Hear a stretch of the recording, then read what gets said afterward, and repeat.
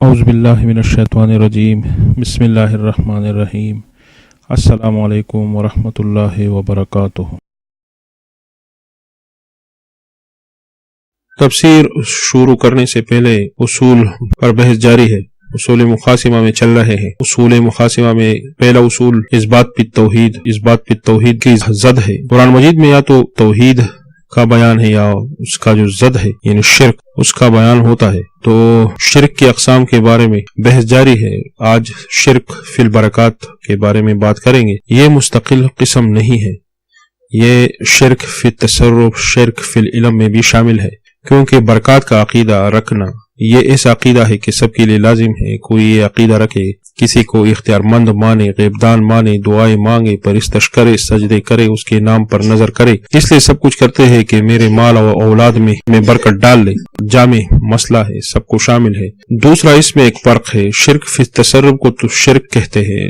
قرآن مجید میں برکات کا ذکر ہے تو شرک کا حکم نہیں کیا گیا، یہ شرک فی التصرف میں داخل ہے، اس لیے شرک کا حکم ہے۔ اس کے اوپر برکات کا اختیار غیر کے ہاتھ میں ماننا یہ عقیدہ شرک ہے۔ قرآن کریم میں یہ صرف لفظ برکت کے ساتھ آتا ہے۔ برکت میں بارکات دلالت کرتا ہے دو چیزوں پر، ایک ہے جم جانا، اونٹ جب بیٹھتا ہے تو جم کر بیٹھتا ہے، اس کو اٹھانے کے لیے چیخے مارو گے، پھر اس کے لیے آتا ہے، عرب اسے برکہ کہتے ہیں۔ ایک حوض میں پانی جمع ہو چکا ہو، پانی کافی عرصے تک ٹہرا ہو تو اسے عربی میں برکہ کہتے ہیں۔ دوسرا معنی ہے کثرت منافع، بہت پیدا مند پانی ہے، اس کے بھی پیدے ہے، خوراک ہے تو اس کے بھی پیدے ہے، ایک تو زمین ہوتا ہے، ایک اس کے پیدے ہوتے ہیں، اسے بھی برکات کہتے ہیں۔ پانی کے پیدے، خوراک کے پیدے، زمین کے پیدے، یہ جو دعا کرتے ہیں کہ اللہ برکات ڈال دے تو مطلب یہ ہوتا ہے کہ اللہ اس میں پیدے ڈالے اور جم کر مستقل فائدے عطا فرمائے۔ تفسیر کبیر میں دونوں معنی ہیں، ایک معنی دوام، دوسرے معنی پیدے، دونوں اللہ تعالیٰ کے لیے خاص ہے۔ دوام صرف اللہ تعالیٰ کو ہے اور پیدے بھی صرف اللہ تعالیٰ کے ہاتھ میں ہے۔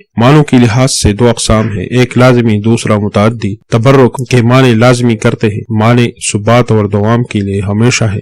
جب دوسرا معنی کرو گے تو پھر متعدی ہو جائے، تبرک برکت دینے والا، برکات والا۔ جب عام معنی کرو گے تو دونوں معنی آئیں گے، جامع معنی بن جاتے ہیں۔ جب یہ معنی کرو گے کہ پیدا دینے والا اللہ تعالیٰ ہے، پیدے کو بڑھانے والا اللہ تعالیٰ ہے، اب کوئی کہے کہ یہ زمین تو اللہ تعالیٰ نے پیدا فرمائی ہے مگر اس میں پیدے کوئی اور ڈالتا ہے تو یہ شرک ہوگا، شرک بالخلق ہوگا، بالخلق المنافع ہوگا۔ منافع بھی اللہ تعالیٰ نے پیدا فرمائے ہے، وہ تو خالق کل شیء ہے۔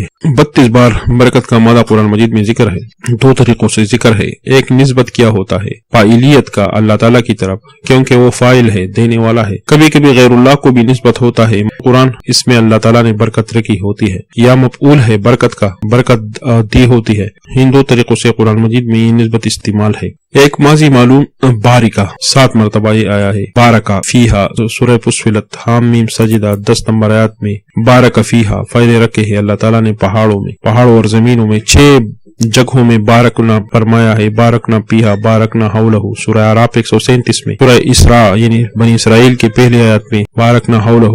دوسرا صیغہ ماضی ہے مگر تفاعل سے فرمایا ہے، تبارک، یہ 9 مرتبہ آیا ہے، اس میں صرف ایک جگہ اسم کو نسبت ہے، تبارک اسم ربک ذو الجلال والاکرام۔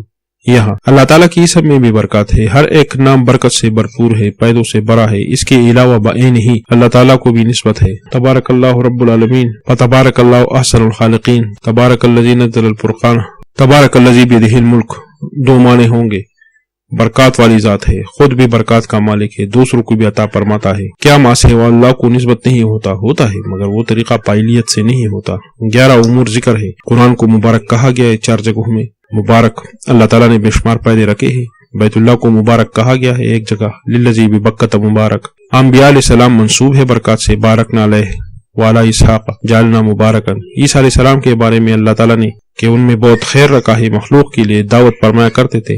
نزول اور منزل کو برکت کہا گیا ہے، بسنا اور اترنا وہ جگہ وہ منزل کیا ہے، ربی انزلنی منزل مبارکہ، پانی کو مبارک فرمایا ہے، بارش کا پانی، اس میں بہت خیر رکھا ہے، کس نے ڈالا ہے؟ اللہ تعالیٰ نے ڈالا ہے۔ زیتون کے درخت کو اللہ تعالیٰ نے مبارک کہا ہے، بہت سے پیدے ہے، تیل پیدے ہی پیدے ہے اس میں۔ سلام کو برکت کہا گیا ہے، تحیۃ مبارکۃ، السلام علیکم، ایک دوسرے کو کہنا، اس میں برکت ہے۔ سلام کہنے سے پر سلام کیا گیا ہو تو اندرونی مسائل حل ہو جاتے ہیں اس کے۔ موسیٰ علیہ السلام کو جس جگہ وہی شروع ہوا اس جگہ کو مبارک کہا گیا، فی بقات المبارکہ، رات کو مبارک فرمایا ہے، انا انزلناہ فی لیلۃ مبارکہ، مراد لیلۃ القدر ہے، لیلۃ شعبان نہیں ہے۔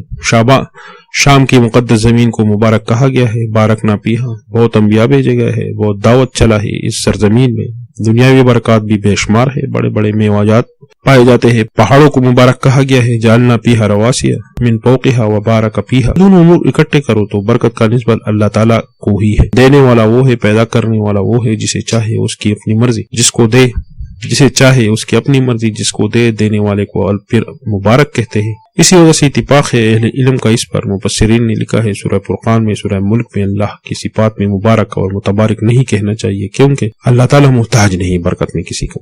یہ بعض افراد معنی کرتے ہیں تبارک اسم کا، مبارک ہے نام آپ کا، یہ معنی غلط ہے۔ برکت والا ہے، تبارک معنی کرو۔ برکت کا نسبت احادیث میں بھی اللہ تعالیٰ کو ہی۔ کبھی کبھی معجزہ رونما ہوتا ہے تو نبی صلی اللہ علیہ وسلم نے فرمایا والبرکت من اللہ، کانا زیادہ ہوا، پانی زیادہ ہوتا تو آپ صلی اللہ علیہ وسلم فرماتے یہ برکت اللہ تعالیٰ کی طرف سے ہے، میری طرف سے نہیں ہے۔ حدیث میں ہے جب دجال ختم ہو جائے تو زمین کو کہا جائے گا برکت واپس کرو۔ حدیث تیمم میں آتا ہے، سید ابن عزیر فرماتے ہیں نبی صلی اللہ علیہ وسلم کے پاس عائشہ بھی تھی، سفر میں نماز میں دیر ہوئی، پانی نہیں تھا اور عائشہ رضی اللہ تعالیٰ عنہا سے مالا بھی وہ گم ہوا، لوگ پریشان تھے۔ اسی دوران آیا کہ تیمم کرو۔ ابن عزیر ایک صحابی نے کہا ما ہی داول برکاتکم، اضافت کیا۔ پھر دوسرے حدیث میں اس کی تشریح ہے، برکتکم کا کیا معنی ہے؟ لقد بارک اللہ للناس فیکم۔ الحدیث یفسر بعض لباس کہ اللہ تعالیٰ نے تیرے لیے برکت ڈال رکھی ہے لوگوں کے اندر۔ ان اصولوں کو مد نظر رکھتے ہوئے یہ نتیجہ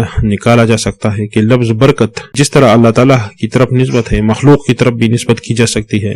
برکت اللہ، برکت پلا جائز ہے فی نفسہ ہی، مگر اس میں دو مسائل ہے۔ یہ برکت پلا اللہ تعالیٰ کی برکت کے ساتھ اکٹھے ذکر نہیں کر سکتے، اسے مہمات کہتے ہیں۔ لا تقول رائنا، اس طرح کوئی کہتا ہے اللہ پر توکل ہے اور تم پر توکل ہے، یا یوں کہے کہ میرا کوئی نہیں، ایک اللہ ہے اور ایک تو ہے۔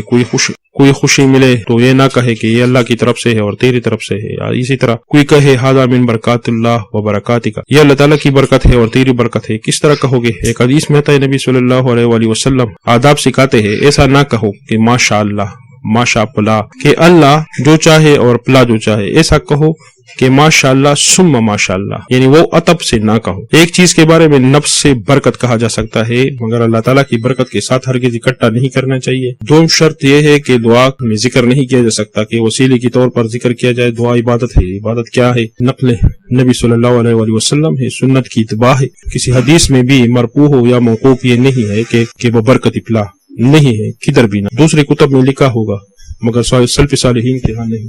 بس اتنا ہی کافی ہے۔ اللہ ہماری زندگی کو بابرکت بنائے اور ہماری ہر چیز میں اللہ تعالیٰ برکت ڈال دے۔ آمین۔ السلام علیکم ورحمۃ اللہ وبرکاتہ۔